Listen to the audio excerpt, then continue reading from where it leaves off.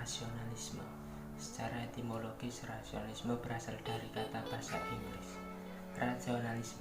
Kata ini berakar dari kata bahasa Latin yaitu ratio, yang berarti akal. Secara terminologis, rasio adalah paham filsafat yang menyatakan bahwa akal merupakan alat terpenting untuk memperoleh pengetahuan. Suatu pengetahuan diperoleh dengan cara berpikir. Menurut Descartes, rasio atau akal merupakan sumber kebenaran. Banyak rasio sajalah yang dapat membawa orang pada yang benar. Hanyalah tindakan akal yang terang benderang yang disebut pikiran yang terang benderang dan terpilah-pilah.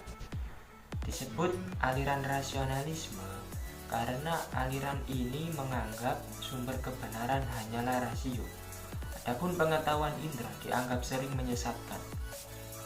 Dalam bidang agama, aliran rasionalisme adalah lawan dari otoritas dan biasanya digunakan untuk mengkritik ajaran agama. Dan dalam bidang filsafat, rasionalisme adalah lawan kata dari empirisme dan sering berguna dalam menyusun teori pengetahuan. Rasionalisme sudah tua sekali. Thales menerapkan rasionalisme dalam filsafatnya.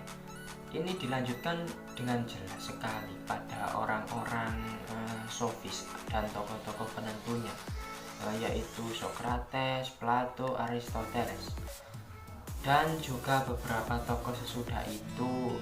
Pada zaman modern filsafat itu tokoh pertama rasionalisme ialah Descartes. Tokoh besar rasionalisme lainnya yaitu Baruch Spinoza dan Leibniz. Pertama yaitu Descartes atau dikenal sebagai Renatus Cartesius adalah seorang filsuf dan matematikawan asal Perancis. Ia lahir di Perancis pada 31 Maret 1569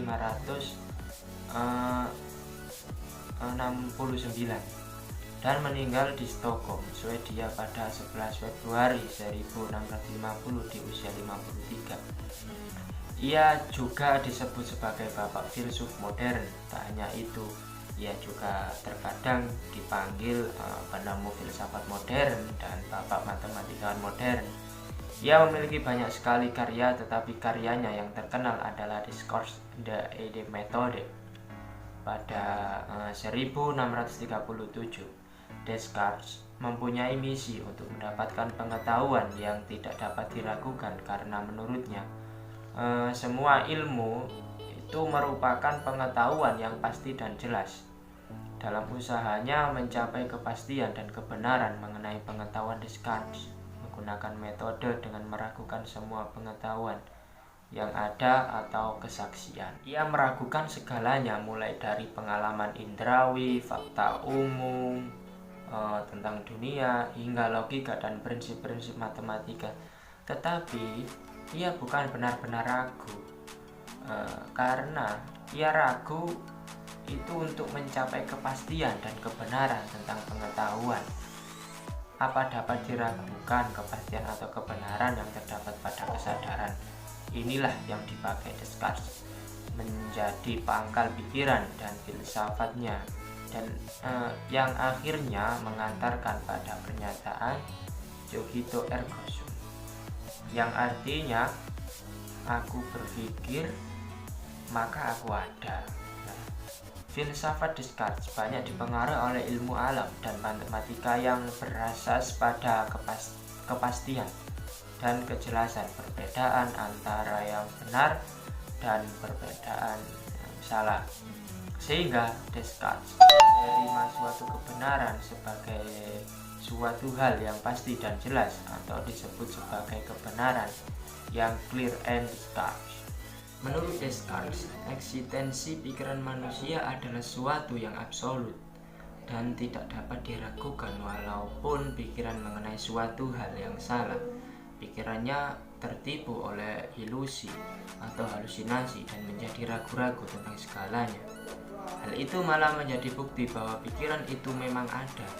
Bagi Descartes, pemikiran atau pikiran adalah suatu benda berpikir yang bersifat mental Akhirnya muncul yang disebut aliran rasionalisme yang dipelopori oleh Descartes. Yang kedua yaitu Baruch de Spinoza, lahir di kota Amsterdam pada 24 November 1632. Spinoza mencoba menjawab pertanyaan-pertanyaan yang berkaitan dengan kebenaran tentang sesuatu.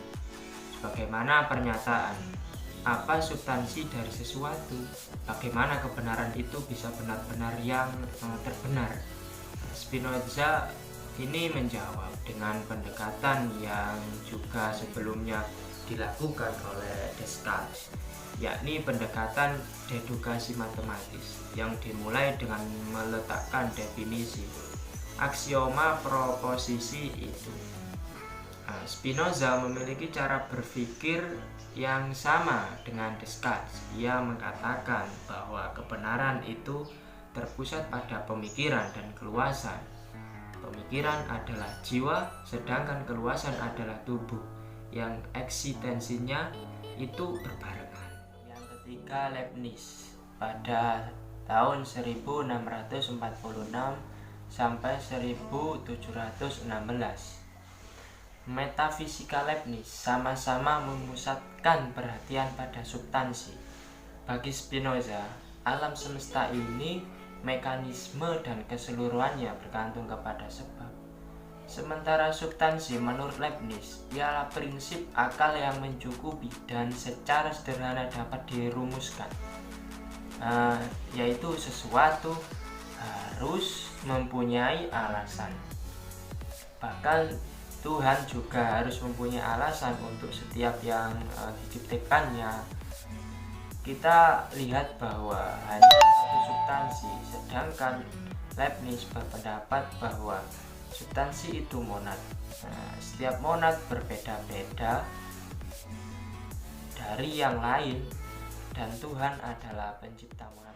Salah satu keunikan di desa saya yaitu adanya rest area di 26B Sumo, yaitu Surabaya Mojokerto. Di sini banyak aktivitas keseharian seorang, bisa bekerja, istirahat di rest area. Tempatnya nyaman, bersih, dan ada pula menu-menu makanan buat istirahat. Sebagai seorang sopir kendaraan di rest area 726 km.